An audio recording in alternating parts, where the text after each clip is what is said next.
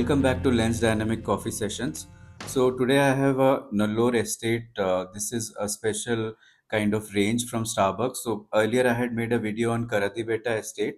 So they have three that I had discussed: Karadibetta, Margolly, and Nullore Estate. So I have picked this up because I heard this was like a special micro lot that was started in 2016, and this is I think in Coorg. So I'll talk about this as well. There is a small card that I've got along with this.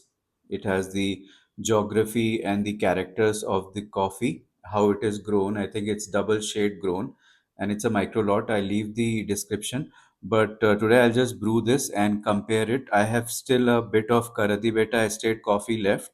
So Starbucks has been having like some offers this weekend. So I picked up this coffee and there is a cheesecake also, and since this coffee represents flavors of red apple, so I just have a red apple. I'll later do a tasting with that. So let's brew Nullore Estate coffee.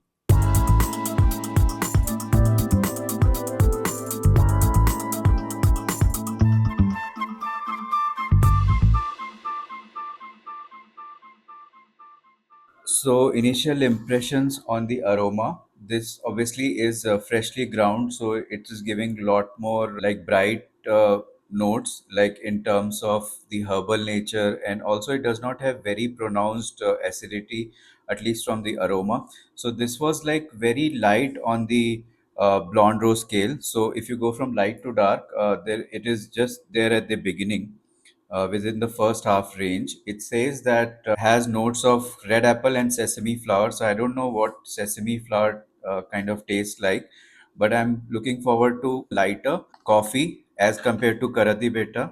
But it remains to be seen how, like, which one of them has more acidity. This one also has a similar scale uh, as this one.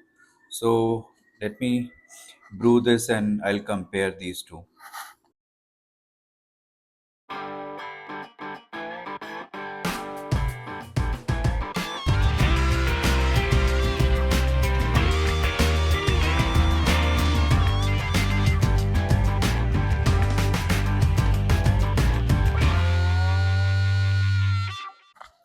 So about this Nullore Estate coffee, it is like each coffee of origin range. It showcases kind of the biodiversity, flora and fauna of that region. So with Karadibeta, it was sloth bear, and with Nullore, it's a grey hornbill. The Margolly had flying squirrel, the Malabar giant flying squirrel. This one has grey hornbill. So this is the description of the farm, and this is kind of the notes from the estate manager. The what is the processing like, what is the elevation, and what's the varietal. So this is whole bean arabica coffee, and here is some description of the Nullore estate. This is like an ode to the grey hornbill. It the important contribution of the grey hornbill is that it also disperses the coffee bean seed, so it helps with the sustainability. And this is the Nullore estate card. So it shows it's in Coorg, and it has just the notes, altitude again.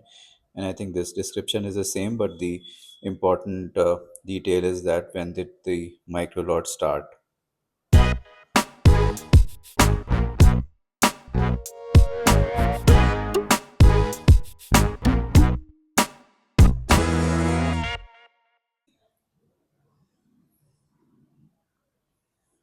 So the coffee is brewed.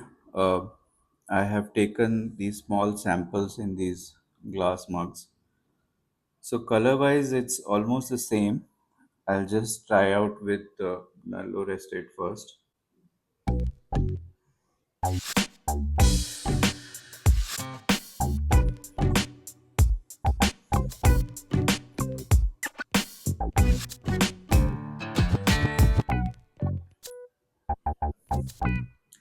So this has very good character in terms of I was expecting a very kind of tangy or a bright acidic note, but interestingly there is a very nice undercurrent of darkness to it, which is very characteristic of the blonde roast also. Because as I've earlier talked about, though it says blonde roast, but the way they, I don't know, pick up these beans or do the roasting is that you get a like underlayer of a dark kind of palette, which is also coming through in this. So it's not really your berry kind of coffee, which I have tasted in like Blue Tokai or Third Wave.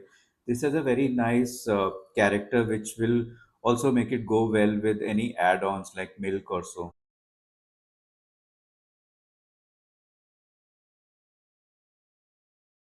Yeah, so when I taste the cup, then I'm getting a more kind of a fuller tasting experience.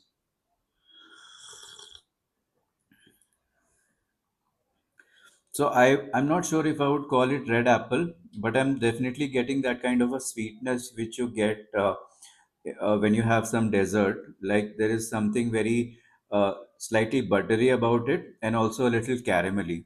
And there is also now this around 30% acidity that is coming through in kind of a tangy character.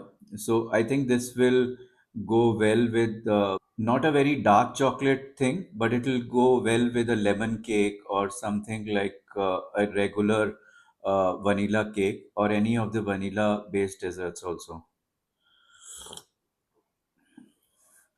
Now coming to Karadibetta, this is also almost similar, but I would say the brightness is a bit more in Karadibetta. So it's a nice, I think, pairing. Nallur and Karadibetta. I'm not sure if I'll try the Margolli also because I already have these two coffees. But I think these are very nice, like coffee selections from Starbucks because they are showcasing more specific characters of these coffee estates while also celebrating the biodiversity of these regions. So, in just terms of altitude, one last note is this is at a slightly higher altitude. Karadibeta is elevation of 1000 MASL and Nallore is 900. So, I don't know how it contributes to the flavor differences, but in summation, these are really nice coffees. Like, I'm really happy I picked up Nullore Estate. So I'll enjoy this with some cheesecake and red apple as well, and hope you also enjoy your coffee.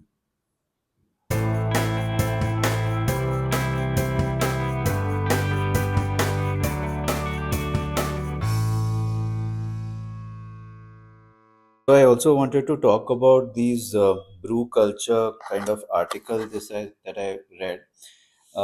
So this is a really nice compilation of coffee-based podcast. So I'm still in the process of checking these out, and I'll let you know which ones I like. But I'll leave some of the links. But these are a list of some of the coffee-based podcasts that you'd find on your podcasting apps or platforms.